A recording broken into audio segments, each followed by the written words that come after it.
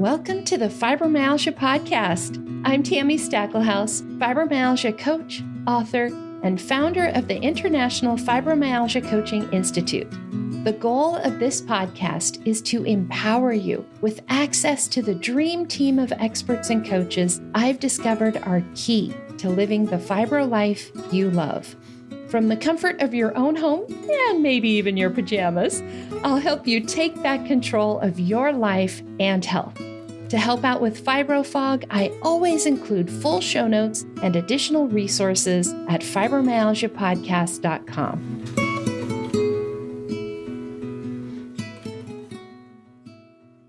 Welcome to the Fibromyalgia Podcast. I'm your coach, Tami Stackelhouse, and this is episode 170, and it's our next Ask the Coach episode. Have you ever wished people could truly understand what fibromyalgia feels like or what it's like to live with a condition that never really goes away? You are not alone. This is one of the most common things I hear from clients and listeners. How do I help the people I love understand fibromyalgia? Because let's face it, fibro is an invisible illness. You can look perfectly fine on the outside while feeling like you've been run over by a truck on the inside. And trying to explain that to someone who has never experienced chronic pain feels impossible, which is why we're talking about it today. I'm sharing my favorite tools, resources, and ways to help others understand. We'll talk about how to know how much to share and who to share it with, because not everyone needs or deserves the full story. Plus, I'll show you how to create a simple fibro cheat sheet that makes it easier for others to support you when you need it most. Now, let's dive in to how you can explain fibromyalgia to the people who matter most in a way that brings more understanding, more compassion, and maybe even a little more help when you need it.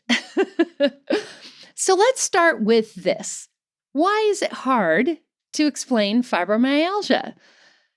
You probably have run into this before where it feels really, really hard to explain. I mean, it's one thing to be walking around with a cast on your leg because you broke your leg, but with fibromyalgia and other invisible illnesses, we can look completely fine. In fact, aren't those the dreaded words? But you don't look sick.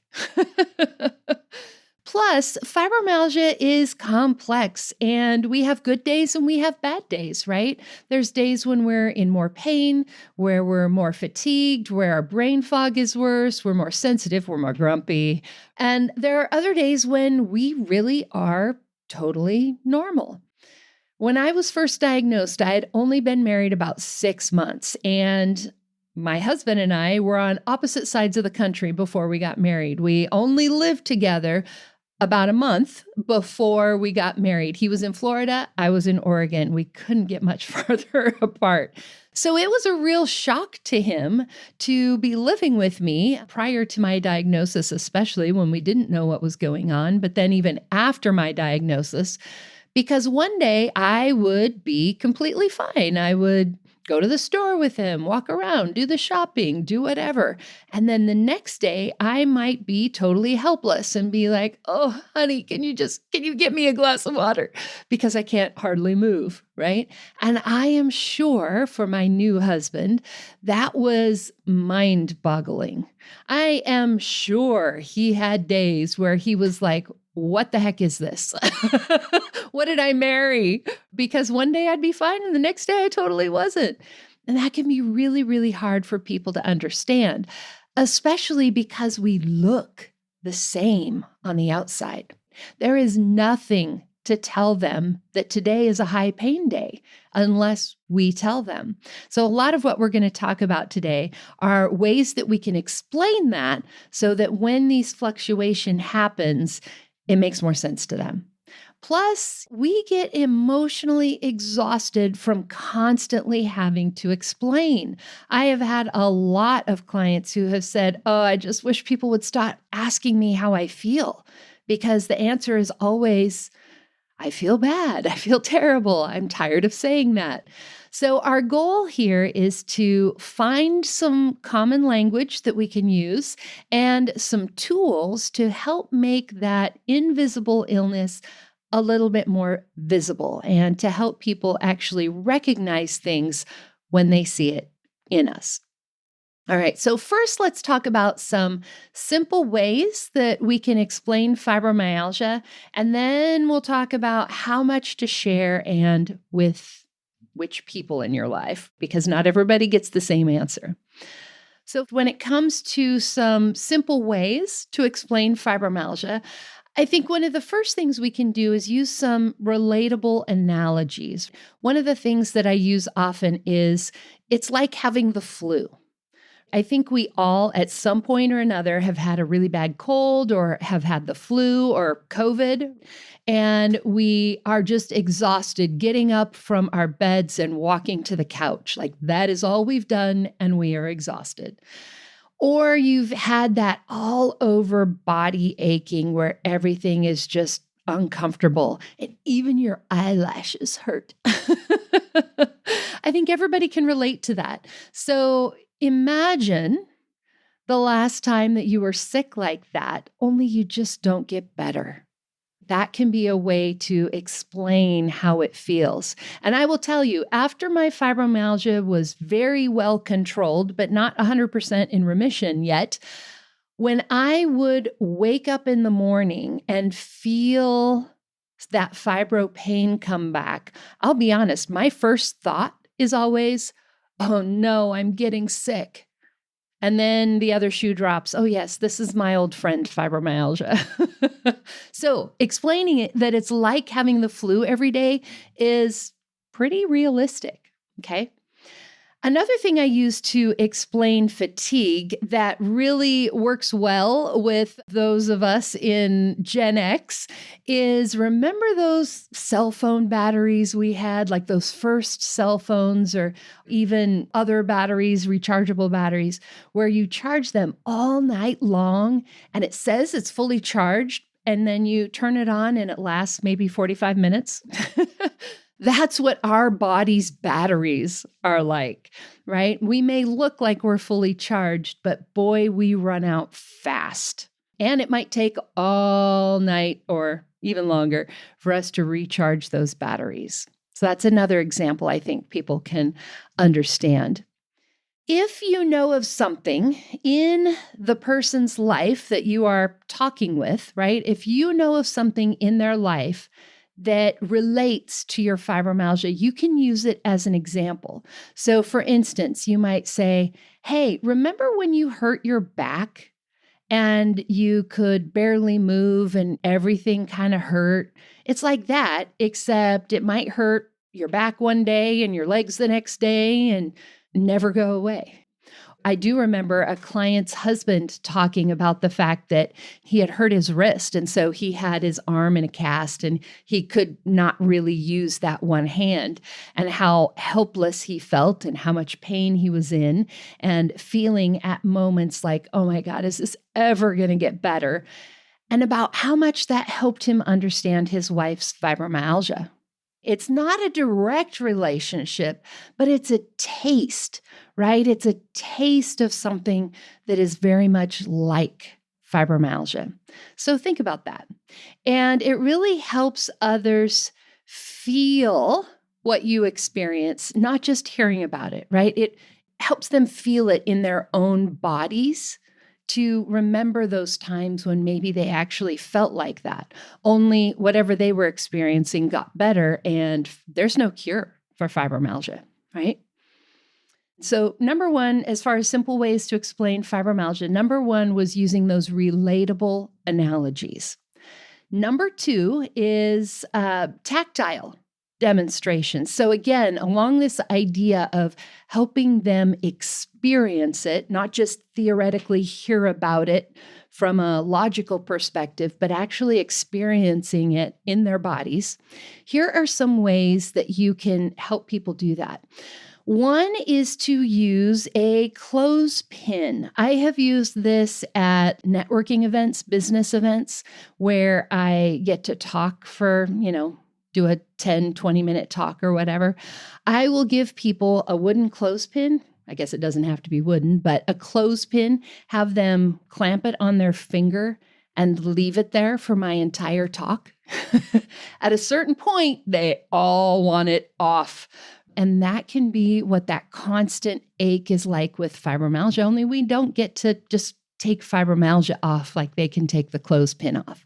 So I will often have them put that on at the beginning of my talk and then not mention it at all until the end of the talk, and then be like, hey, how does that feel? At what point were you struggling to understand what I was talking about because all you could focus on was the clothespin on your finger? So that can be a really good way of demonstrating that to people.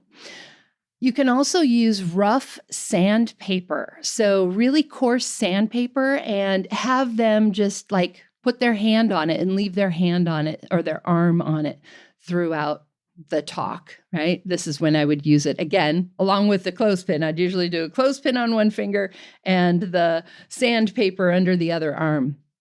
And that can really demonstrate the sensitive skin, the allodynia, the heightened pain response that we have with fibromyalgia, and explain that you're feeling sandpaper, but that's what clothes feel like to us. So that can give them that experience. You might also talk about weighted objects or backpacks, or one of the things I've used often because we have cats, we buy 10-pound bags of kitty litter. Can you imagine how exhausted you'd be if you carried around that bag all day? So it can kind of give that simulation of that fatigue because it costs us extra energy everywhere. And these things are great for hands-on learners, or especially kids, right? Who maybe haven't gone through breaking their arm or hurting their back or having the flu in the same sort of way. You can have them experience what that would feel like. So that's number 2, the tactile demonstrations. And number 1, again, was the relatable analogies. Now let me share with you a couple of tools that also can help explain fibromyalgia. One of my favorite ones is the spoon theory. You may have heard of this. It was written by Christine Miserandino, and you can just look it up online. You'll find it. We'll put a link in the show notes. But she wrote this story about explaining her illness, which I believe was lupus, but explaining her chronic illness to a friend. They were in a cafe, I believe, and when her friend asked, "What is it like living with your chronic illness?" Christine went around and grabbed all the spoons that were available in the cafe, and she handed this handful of spoons to her friend and said, "Okay, here. This is how much energy you have for the day. These spoons represent your energy. And everything that you do is going to cost you energy." So we wake up in the morning and it takes energy just to freaking get out of bed, right? So that costs you a spoon. And so our friend, puts a spoon down.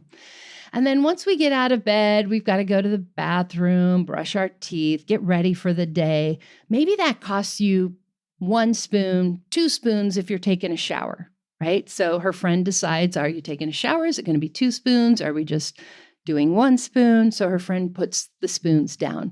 And they go through the day like that, making breakfast, driving to work, making the decision. And when they get through to the end of the day, and forgive me if I'm not quite getting the story correct. I'm getting the gist of it, even if the specifics are incorrect. So make sure you check out her story. But at the end, I believe they end up with, okay, now I can either get ready for bed or I can eat dinner. And you have to choose. There's 1 spoon left. Both things cost a spoon. So which one are you going to choose? Are you going to get ready for bed and go to bed? Or are you going to eat dinner and then just pass out on the couch? It is so relatable for so many of us who do have chronic illnesses, because that's really what it's like. We get down to the end of the day and we're like, oh my gosh, do I make dinner and eat dinner, or do I just go to bed? giving them something tactile like those spoons and going through that story can really help them understand. Now, one of my favorite things to do with this story is to actually act it out with people. So literally give them spoons and go through the spoon theory and have them put their spoons out. One networking event I did this with, I gave everybody a different number of spoons, right? Because some of us, we might wake up and have a lot of spoons that day. And some of us, we might wake up and have very little spoons. And so I had them all stand up with all their spoons. And then when they ran out of spoons, they had to sit down. And so some people sat down, ran out of spoons after they took their shower, but before they had gotten dressed. You've been there, I'm sure, at some point where it's like, oh my God, I'm so exhausted. I have to go right straight back to bed with the towel wrapped around me. Other people got all the way through the day. So it really, especially with a group of people, really helped people understand not everybody is the same, and that challenge of what am I spending my energy on? I personally like to use the analogy of money. This is exactly the same as the spoon theory, just with money. Most people understand the idea of budgeting your finances. You only make so much money at your job, and you only have so much money to spend throughout the month, and you have to choose what you're spending that money on. Sure, you could go out and buy that brand new motorcycle or whatever it is, but then are you also going to be able to put food on the table and a roof over your head? It's the same thing, except our health. So we have to think about how we're budgeting that. And yeah, we can use credit. We can borrow from tomorrow, but then that costs us more, right? Just like in real life, if you use a credit card, you have to pay interest. In our health life, in our fibro life, if we borrow from tomorrow's energy, that actually costs us more, and it'll take longer for us to recover. So using those two examples, the spoon theory or just budgeting money, same concept, just different tools. And so you might think about who you're talking to. If you're talking to a banker, I bet the money will make a lot of sense. And then just talk that through with them, act it out with them. Again, this can be something that would be helpful for kids because it's very interactive, tactile play. The other thing you can do is you can just print out the spoon theory and just sort of leave it lying out on the coffee table. Maybe somebody will pick it up and take a look at it. So these things can be really great. Or just print it out and hand it to them and say, hey, if you want to understand me better, this is a short article that you can read. So that's the first tool, the spoon theory. The second tool that I will mention are things like books. There are a lot of really great books out there that explain fibromyalgia. I've got a couple books. You can use my books, but remember what you're actually asking people. Reading a book is a big ask. Even if it's a short book or even if they read fast, reading a book, or reading a whole book is a big ask. And so we really need to be aware of who we're asking to do that. And in our next section, we're going to talk about how much to share and with who. And we'll talk about how to know if giving somebody a book is the right move. Whenever anybody finds out that I've written a book and they are talking about, oh, my friend really needs to read this, my first question is always, would they read it? Because not everybody is going to. And we need to be honest about that and realistic about that. Another tool in a similar vein there is the fibromyalgia documentary, Invisible.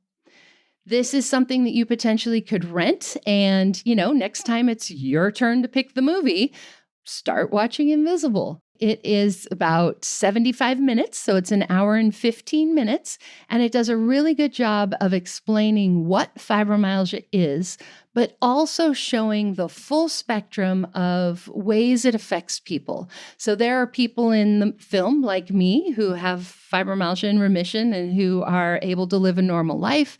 And there are also people in the film who are very, very disabled and the whole spectrum. So it's a great tool in that sense. But again, it's a big ask. That is an hour and 15 minutes of somebody's life, and they may or may not be willing to do that. And that's okay. We need to allow that to be okay for them. All right. So those kinds of tools for people who are ready and willing can be great tools to help you explain fibromyalgia to the people that you love. So let me just recap. We've got relatable analogies. We've got those tactile demonstrations. We've got tools like the spoon theory or relating it to budgeting finances. And then we've got tools like the invisible film or books like mine, Dr. Ginevra's other books. Okay. The last category is what I call stealth explanations.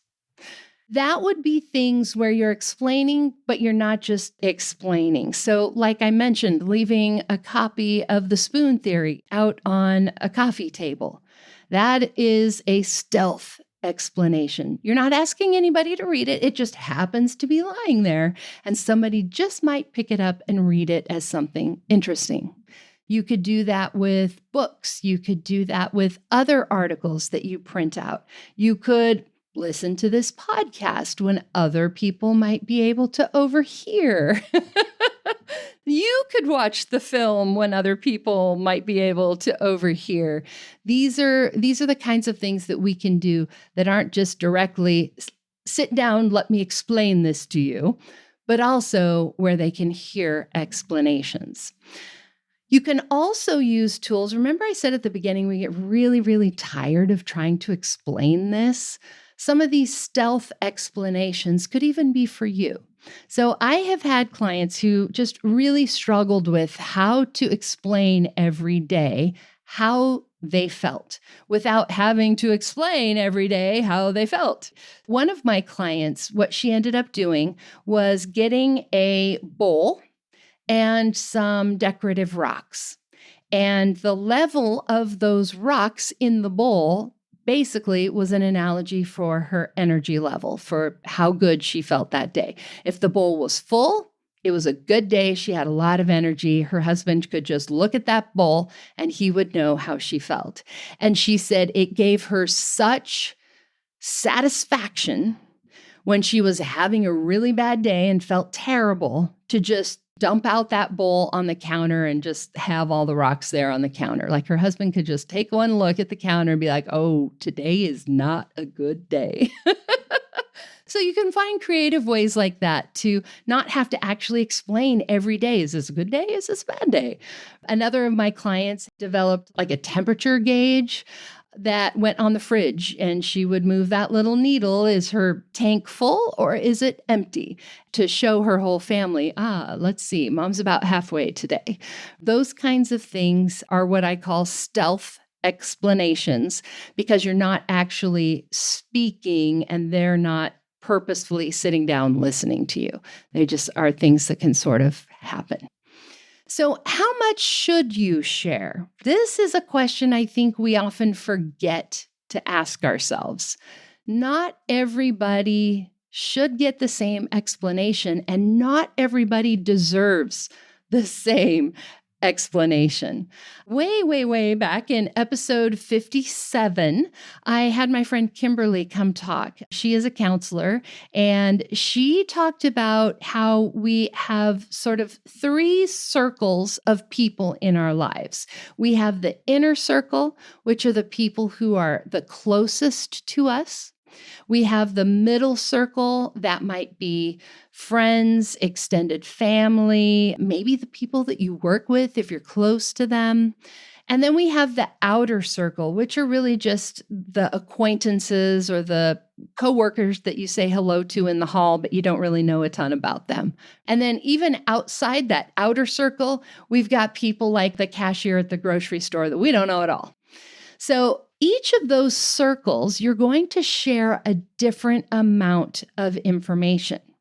And let me just give you some examples. If somebody in the inner circle, like your best friend, maybe asks you, hey, how are you doing today? You'll tell them the real deal. Right? You'll tell them, oh, today is such a high pain day and I'm so exhausted and I got all this stuff I have to do tomorrow and I don't know how I'm going to do it. Like you really share the real story with the people who are in your inner circle. That next circle out, the middle circle, other friends, extended family, that coworker that you know outside of work and your friends, but not best friends. They ask you, hey, how are you doing today? You might say, oh, today's not a good day, but kind of leave it at that.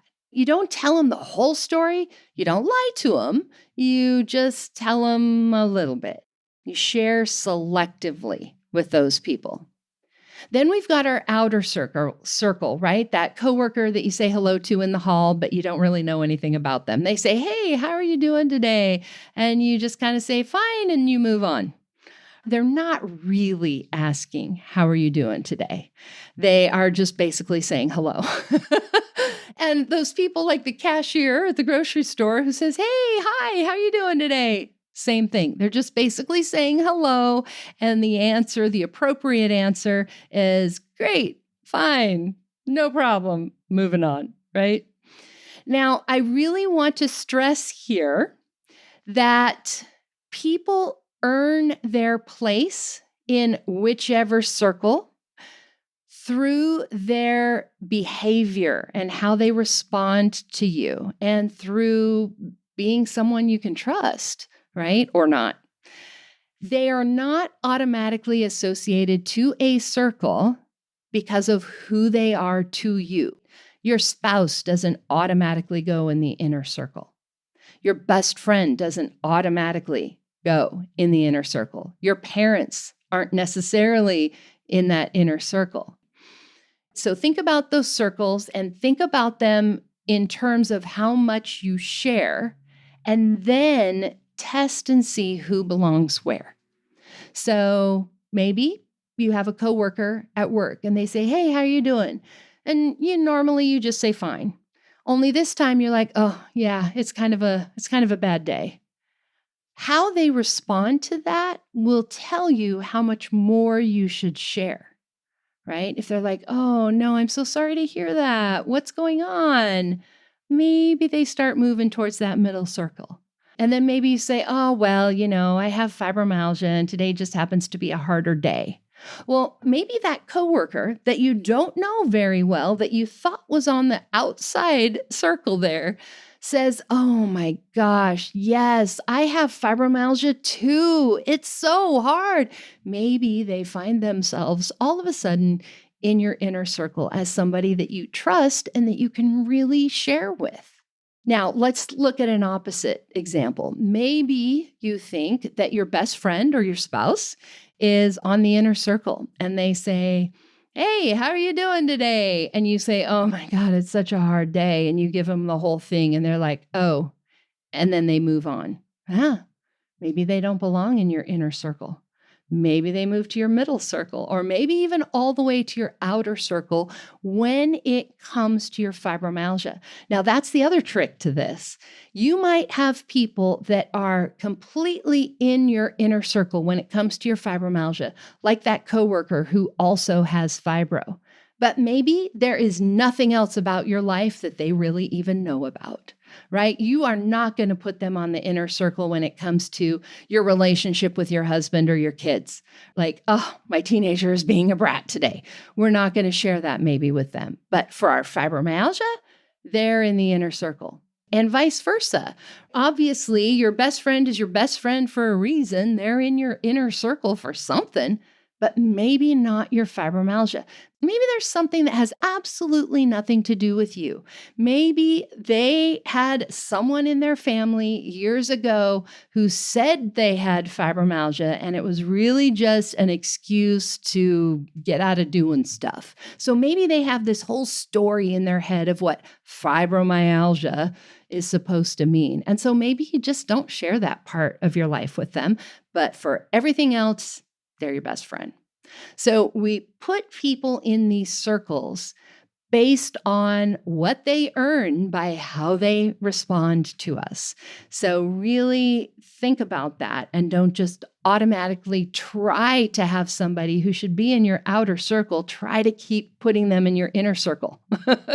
That is where arguments, misunderstandings, all sorts of negative things come from. So be aware of that. So if you want to learn more about this concept and to hear more from Kimberly, you can go check out episode 57. We will have that in today's show notes. Today's show notes are fibromyalgiapodcast.com/170. All right. The other thing I want to say about how much to share and where to share it is to remember to have boundaries. Everybody doesn't get everything, even if they want to. I've been using the example of coworkers. It may not be appropriate to share anything about your health at work. If you work in a very competitive environment, maybe you want to keep all of your health information completely private, nobody knows, right? So in that case, if somebody is like, "Hey, how you doing today?" "Oh, it's okay. I'm fine." It's okay to do that. You're not lying. Just understand that the question that they're actually asking you, or what they're really saying to you, is just simply, "Hi." "Hello, how are you?" is really just hello. They don't actually want to know how you are. So it's okay to say, "Great," and move on. If you have somebody that maybe knows about your illness, but you're just in a place where you just don't want to talk about it, it's okay to say things like, "Yeah, thanks for checking in. I'm just resting today." Or, "I just don't want to talk about my symptoms right now, but tell me how you've been." Right? It is okay to have those boundaries. You do not owe anybody anything. This is your personal life, your body, your illness, your story. You get to set the rules. Now, it can be really important to share some of these things to help people understand, but on your terms when you want to. So again, remember to set those healthy boundaries. One of the things I want you to practice is just simply saying no. And one of my friends who does not even have fibromyalgia, she posted a letter from E.B. White, the author of Charlotte's Web, posted a letter from him. And at one point he says in there that he can't do something for secret reasons. And so she made this post about this and how she told her husband he was asking her to do something. And she's like, "I just can't for secret reasons." And I just love that so much. But you can also just say, "Oh, I'm sorry, I just simply can't." Again, you don't owe anybody any explanation. No is a complete sentence. Nope, I simply can't. You can even say, "I simply can't right now," or whatever. You don't have to explain anything. So practice that. Practice that.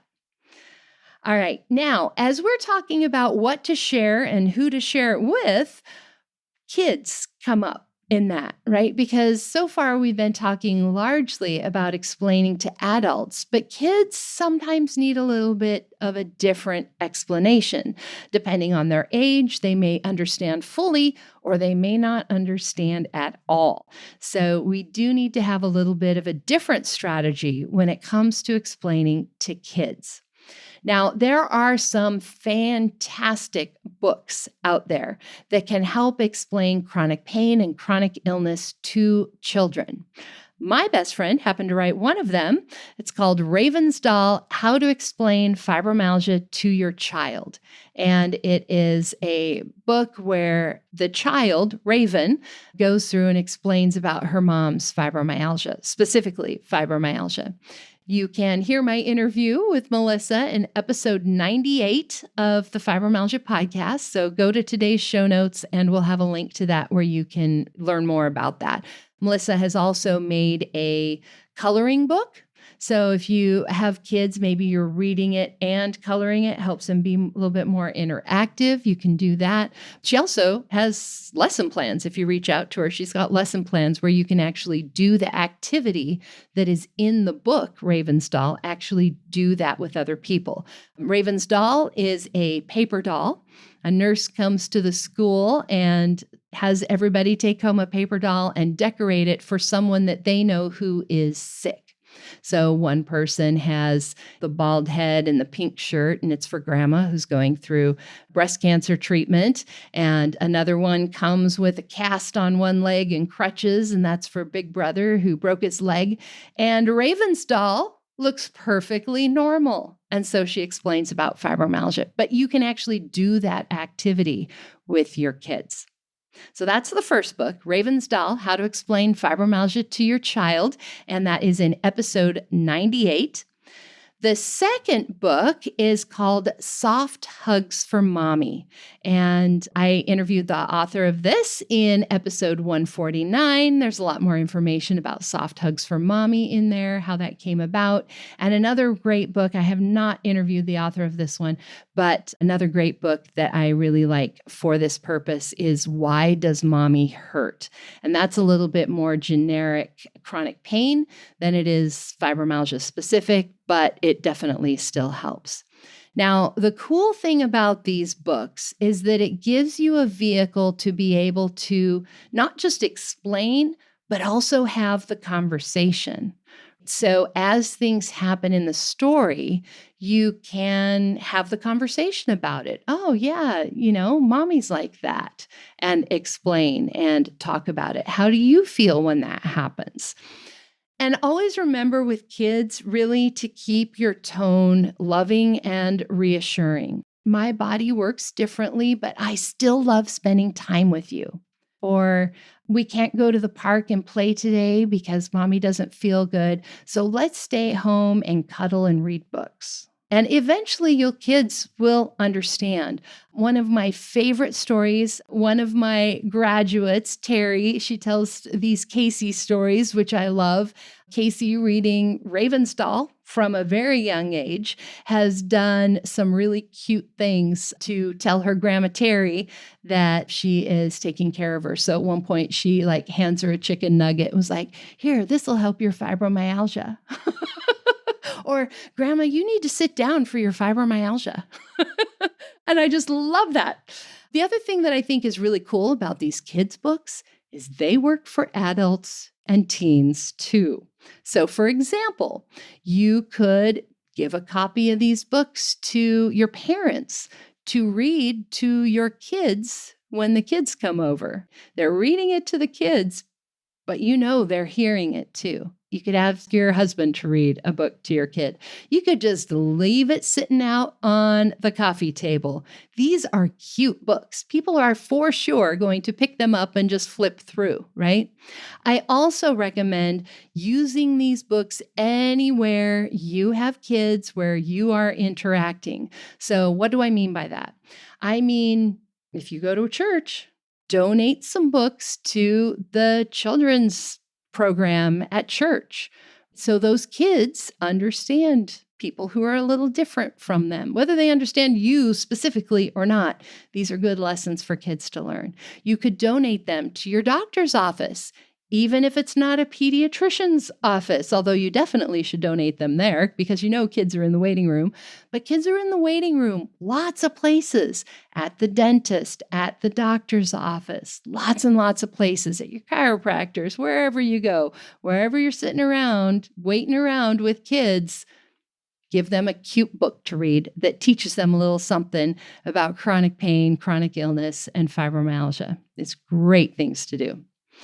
The emotional perspective on this is challenging. We are talking about our bodies, our illness, the way we can live our lives. And so it feels very personal because it is personal. And so a lot of parents feel sad or guilty. That is valid. Maybe you can't be the parent that you had hoped that you would be able to be or that you want to be. But there is a hidden gift in that too. There's so much these days about, toxic positivity, and that's not what I'm talking about here. I'm talking about truly, there is a hidden gift. When kids grow up with parents who are a little bit different, or siblings who are a little bit different, aunts, uncles, grandparents, around people in general who are a little bit different, They learn empathy. They can learn compassion and how to understand and relate to people who are different from them. They can grow up to be more inclusive, more emotionally aware, and not as maybe afraid of people who are different than them. Depending on how you live with your fibromyalgia, they may also learn resilience from you.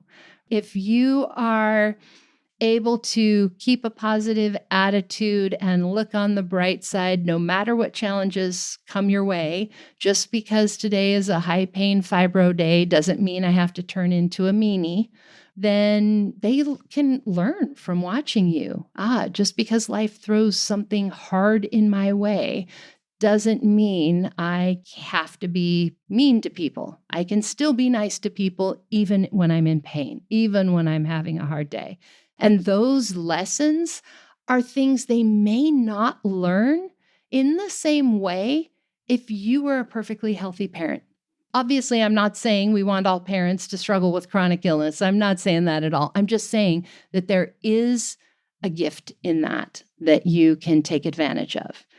And I hate to say it, folks, but if you have fibromyalgia, your children have an 8 times higher chance of developing fibromyalgia because you have fibromyalgia. There's an 8 times risk. So you may just be teaching them how to manage their own fibromyalgia someday. Or even better yet, if you really learn how to manage your fibromyalgia, what you learn that they then learn from you might keep them from developing fibromyalgia someday. So it's not necessarily a bad thing that you have fibromyalgia and your kids are watching you. We can turn this into an awesome opportunity to teach them compassion, resilience, empathy, and good self-care for when they're adults. All right. Number 6 on my list here is choose the right time and place. So a lot of times we forget that timing matters. I think about this, with like the older generations, like, let me ask your dad when he's home from work and sitting in the chair with a cold beer. But there's some truth to that, right? Like my husband, when he comes home from work, he needs to decompress from all the stressors that happened at work before I can present him with something new to think about. So if a water pipe burst during the day, I'll give him a minute before I tell him about it when he gets home, just so that he can decompress and be prepared to deal then with the next thing. So what this means is it needs to be the right time for you and for them, and it needs to be in the right setting. So that means don't have these conversations when you're in the middle of a flare. I mean, sometimes you have to, right? But ideally, you are going to have these conversations when you're feeling good or decent, at least, a less bad day, so that you are thinking more clearly. Your emotions are maybe a little bit more stable. You can explain better. Trying to explain this when you're in the middle of a flare and the brain fog is so high and your pain is so high is a really, really hard thing to do. So set aside time when you feel okay to have this conversation and when they're in a receptive place as well. Then I want you to frame this as teamwork. This isn't about me telling you everything that's wrong with me and how you're not helping me properly.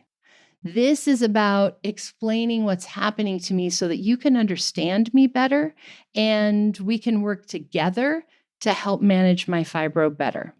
So things like, here's what helps me on tough days. When I'm having a really high pain day, the lights are too bright, the sounds are too noisy, all of that. So if you notice me squinting, or if I'm complaining about the volume on the TV being too high, it's probably because I'm in a lot of pain. Maybe there's a way you could wear headphones or something like that, right? And here's what makes things worse, right? Explaining, again, high pain day, right? Those playing a video game on loud volume is not going to help me feel any better. In fact, it's going to help me feel worse. So here's what we need to do. The other thing that I want you to do is give the people around you the chance to be creative themselves. What I mean by that is asking them, do you see other ways that you could help? Right? If you've got somebody who's literally volunteering to help. Now, I realize not everybody's family is this supportive, right? You might have family members that are not in your inner circle. So bear that in mind. But if you do have people, whether this is at home or at work or just friends, if you have people who are asking, how can I help when you are in a bad way? Ask them if they see other ways that they could help. A friend of mine did this with her boyfriend. They sat down, they went through the calendar for the week to see, so she could be prepared, and talked through how he could help her. He really wanted to help, but she had no idea, like, these are the things I have to do. What do you think you could help with? And so one of the things he did was he made sure that all her stuff was ready the night before so that in the morning she could just grab it and go. He made the coffee, he packed the lunch, like he just did all those things to make it easier for you. Now, that might not be the right thing for your people to do. There might be something else. My husband is a Mr. Fix-It. He's an engineer, right? So he's going to engineer things. And that sometimes is helpful and sometimes not. Yeah, just let them be who they really are and let them think of other ways that they can help. Be willing to accept the help. I think this is a biggie too, like especially for our perfectionists. If you are a perfectionist, if that is your fibromyalgia wellness style, you may need to work on letting people help you in imperfect ways. It will not be as good as you would do it yourself. The dishwasher might be loaded in a different way than you would do it. It's still going to get clean. And if it's not, you can run it again. So let people help you and let that be a gift to them, but also practice letting them help you imperfectly. Now, I do want to relate this story. I think I shared it on another episode recently, but when I was a kid, we had a house fire and we had a lot of people coming to help us out. They even threw a party for us to donate all kinds of things at this party for us. And my mom was having a hard time with it. And I will never forget our priest at the time saying to her, sometimes the best gift you can give someone is to allow them to give to you. So all you givers out there, if you love helping other people and find it difficult to let them help you, think about how selfish that is. You are taking away from them the opportunity that you love the most, which is helping other people. Okay? Now, the last thing I want to talk about here in terms of tools, things that we can do, is our flare survival plan. I take you through this in episode 78. Again, there'll be a link in today's show notes, fibromyalgiapodcast.com/170 for today's episode. Episode 78, I actually walk you through how to create a flare survival plan. This worksheet, this exercise was developed because I had a client who had fibromyalgia and she was going to be getting her tonsils out. As she was preparing for this, she realized that, first of all, having your tonsils out was probably going to trigger a fibro flare, right? The pain of having your tonsils removed is going to cause more fibro pain. And she wasn't going to be able to communicate very well. She wasn't going to be able to explain to her fiance what kind of help she needed. So we put together this document that showed if I'm experiencing fibro pain, I need these meds or these therapies. If I'm experiencing pain from my tonsillectomy, I need these things. maybe a popsicle, right? She also, like, if I have a headache, then it's this other section of things, right? And so really just outlined for him exactly this symptom, this is what I need to help with that. And as she put it together, both of us were just like, oh my gosh, everybody needs one of these. So this is a work in progress. You are not going to know everything right up front, but start with what you do know and break out your fibro symptoms. So fibro pain, separate from fibro fatigue, separate from brain fog. I always know that I've been working too long, too hard, using my brain too much when I start typing and I spell things phonetically. So phonetically, I would spell with an F instead of a PH. That tells me, my brain needs a break. That is an early warning sign. What are your early warning signs for your fibro pain? For me, it can be starting to get a little bit of a headache or noticing that my shoulders are tight. There might be things that you can start noticing earlier and earlier. I'll never forget, I was on a date with a guy years and years ago. I think it might have even been our first date. We were walking through a museum and he says to me, "Do you need to eat something?" And I'm like, yeah, but how did you know? And he's like, "I could tell by the way that you were walking." And I thought, wow, like, I don't even know, am I walking any different? But apparently he had family members that dealt with low blood sugar, and something about the way I was walking reminded him of them. And so he's like, "Hey, do you need to eat something?" And so as we start identifying these early warning signs, it'll help our family, our friends, help us better. And you might even learn something about yourself. The other thing I want you to remember is this is not one size fits all. So for example, my migraines are a lot more under control now, but when I was starting to get them under control, one of the things I discovered was if my headache was only like a 1 or a 2, I could maybe just take Advil. If it was a 3, 4, 5, maybe a 6, then I could take Toradol, one of my prescription meds. If it was 6, 7, 8, 9, don't even bother with the Toradol. Don't even bother with the Advil. Go straight to the Furoset, a stronger medication. And so different things work for different times. You may find that if you're at a low level, you can just take some Tylenol. If you're at a higher level, maybe you need to take a Tramadol. If you're even a higher level, maybe you need to break out the Vicodin or hop in an Epsom salt bath or whatever it is for you. Keep in mind that different levels of pain, different levels of fatigue, they're all going to maybe require a different response. Maybe at one point you need to close the blinds and go in a dark room. But at another point, you can just pop the Advil, right? So think through all of that. Once you get this outlined, you can then post it on the fridge or even share it digitally. In these days, we do so much digitally, but share it with others so that they can help you without even asking. So having your flare survival plan is fantastic for letting other people help you. It's also great for you to help yourself, because when we get in those situations where our pain, our fatigue, our brain fog is super, super bad, we literally don't know how to help ourselves. And to have it written down, you can go look at it. Yes, that's what I need to do. Okay. So share that with others, the people that you feel comfortable sharing that with, and that can let them help you. Another thing I want to mention real quick with all of this is that we sometimes try to put the burden of all of this onto one person, like maybe a spouse or a best friend, right?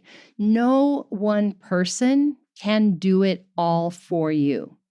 Even if you are a caretaker for somebody else, like you know this, you can't be everything for that person. So build yourself a team. Maybe you have some people who are your emotional support that you can go to when you're really struggling emotionally. Maybe there's other friends that can't handle that, but they are up for that social connection to just help you keep from feeling like you're alone.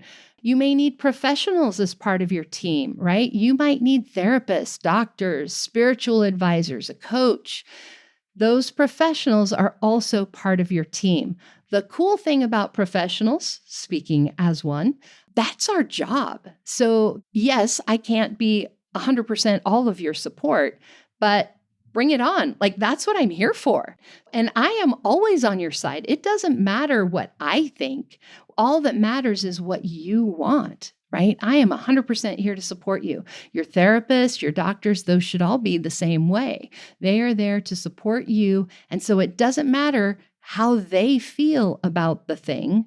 Like, for instance, maybe you've decided that, I think my symptoms would be better if I gave up some sugar and probably that drink at night after work, right? So I'm going to give up sugar and alcohol. Your best friend that you have wine nights with, right? Chocolate and wine, may not want you to give those things up, right? So having some professionals on your team where their entire job is just there to support you can be really helpful. It shares the responsibilities. When you have a team, it shares the responsibilities, strengthens relationships, and really just keeps one person from burning out. So I mentioned coaches, right? I do want to talk a little bit about how a coach can help, because a lot of people have never worked with a coach. And so you might not really realize how we can help you in this way. So obviously, all the information I've given you, your coach could help you with all of that too. But in addition to that, some of the things that my clients have found really helpful are things like role-playing difficult conversations. So talking through, how do I bring this up? When do I bring this up? How do I talk about it? What do I say? Which of these tools is going to be best in this situation? We can also help you walk through and create that flare survival plan. I did that work with my client. I helped bring things up and say, hey, what about this? What about that? What about when your pain gets higher? What about if your pain isn't so bad yet? And actually help you clarify that and strengthen that plan so that it is as helpful as possible. We can help you by giving you a place to practice explaining your fibromyalgia clearly and confidently. We can give you a place to practice saying, no, I can't for secret reasons. So we give you a place to practice all of that, right? And we can help connect you to tools and resources that may be helpful. We can recommend maybe a specific podcast episode to have somebody listen to, or a specific part or a chapter of a book to read, right? The point is, when you are working with a coach, you've got somebody beside you so that you don't have to figure this out alone. And in addition, we all have fibromyalgia. So we have had to go through this ourselves. We've had to have those difficult conversations. We've had to figure out who's in our inner circle and who actually isn't. We've had to figure out how to get somebody out of our inner circle that maybe shouldn't be there, right? So you've got somebody who knows, who understands, and can guide you with that.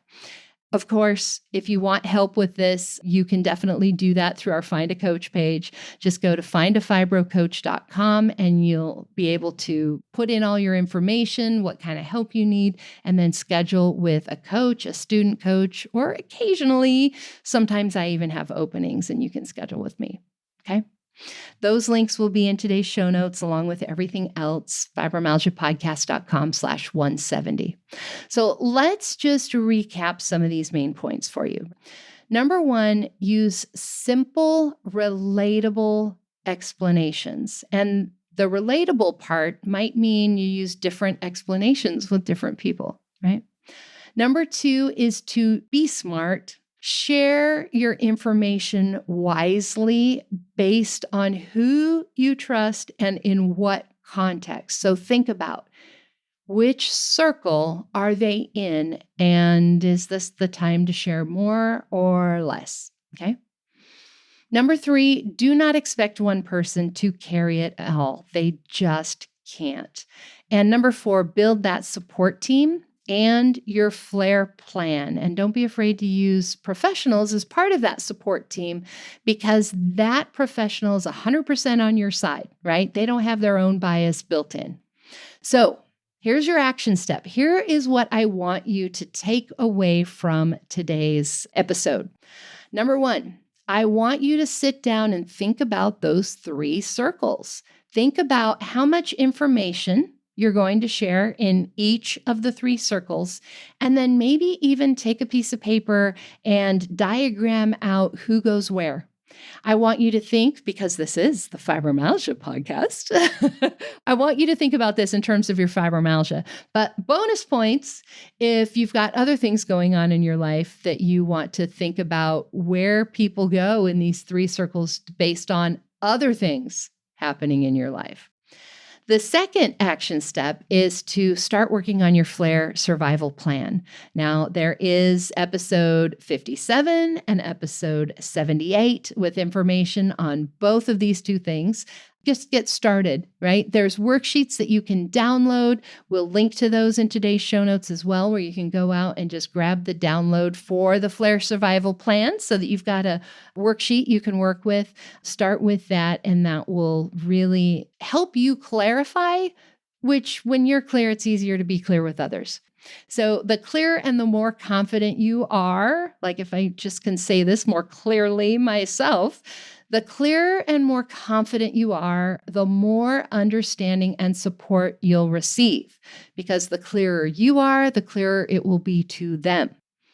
So as I wrap up, I've got this week's listener shout out for you. And this one comes from Charlene in Canada, who is mentioning another tool that I totally left off the list.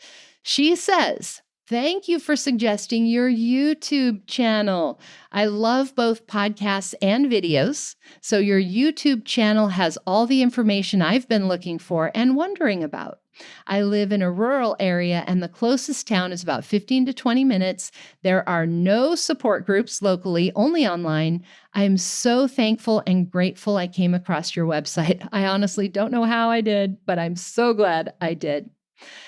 Thank you so much for that, Charlene. I'm so glad that that's been helpful. And thank you for reminding me in your little note here to share the YouTube channel. So if you have got people who aren't podcast people and they're not book people, they're video people, then share our YouTube channel or other videos and things out there on fibromyalgia.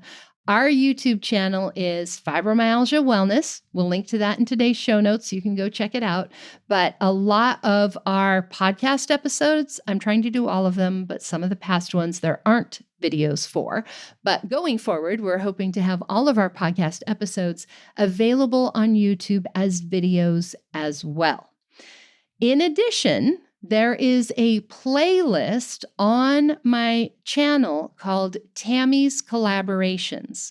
Those episodes are not on my podcast, on somebody else's, right? So when I was on Dr. Ginevra's The Fibro Show, or did the webinar with Swing Care, or other podcasts that I've been on, those collaborations are a great way to learn more about me and more basic information on fibromyalgia. So like this episode, being that it's a whole podcast and we're on episode 170, we're going deep into the details of fibromyalgia. But some of those Tami's Collaborations episodes, I'm sharing fibro information on a podcast that's not about fibromyalgia. So it's a lot more basic. And some of those can be really, really great to share with people as ways of explaining.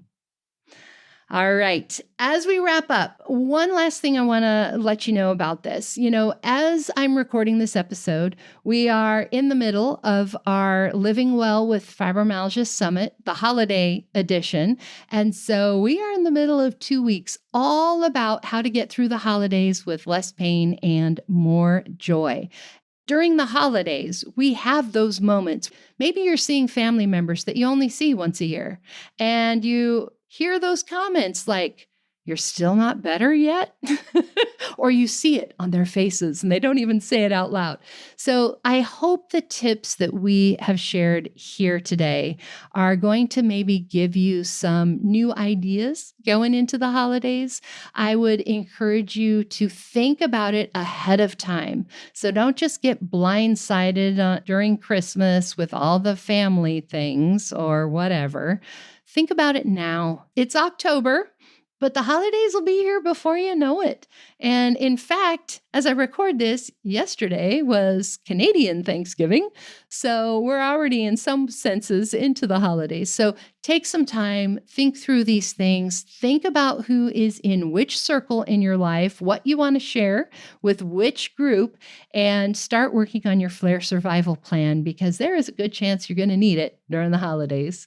And if you're hearing this in time and you want to join our summit, it is 100% free. Just go to fibrowellnesssummit.com, link in the show notes, but you can register for free. And we have got 2 weeks worth of talks that are 100% focused around how you can navigate the holidays with less pain and more joy.